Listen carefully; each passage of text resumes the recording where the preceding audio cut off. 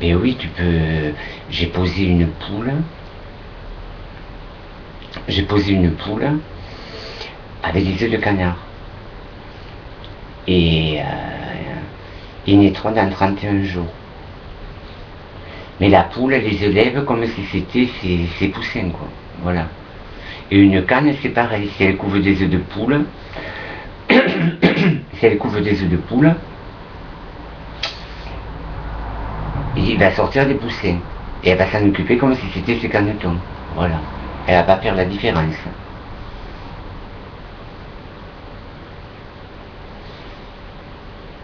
Et une poule naine avec un mâle faisan, ça donne des petits faisans. Voilà. Et une poule, on lui pose des œufs de faisan ou de paon, les faisans ils vont naître, et elle va s'en occuper comme si c'était ses vrais poussins. Elle fait pas la différence. Voilà. Il n'y a que la poule comment dire, ça lui fait un peu bizarre à la poule qui fait des petits canetons, parce qu'elle va les avoir couvés, c'est comme si c'était ses vrais bébés. Et comme elle va les avoir couvés, elle a couvé les œufs. Et c'est quand ils vont aller à la mare, hein, voilà, qu'elle va pas comprendre pourquoi ils vont à la mare. Parce qu'en principe, les poussins, ça va pas dans l'eau. Il n'y a que les canetons ou les canards.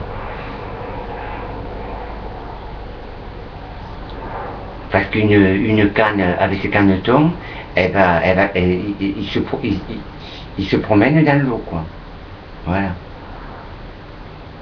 Et seulement une poule, par exemple une poule qui couvre des œufs de canne, et après que les canetons y naissent, et bien, si les canetons vont à la mare, la poule elle est un peu surprise, quoi, parce qu'elle comprend pas. Voilà. Elle comprend pas, la poule.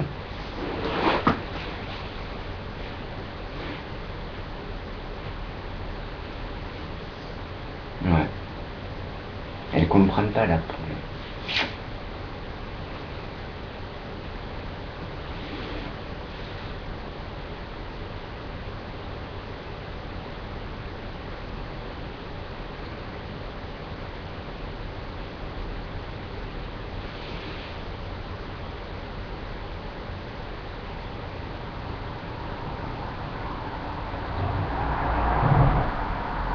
Elle comprend pas, non?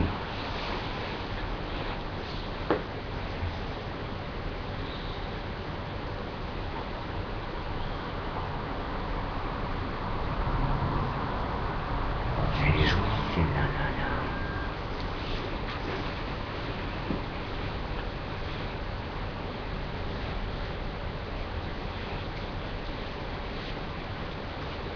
Oui, c'est joli, là.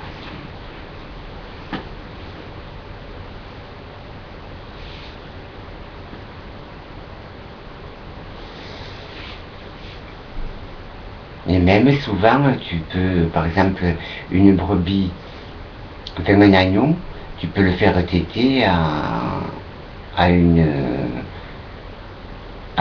des mamelles d'une vache. Voilà.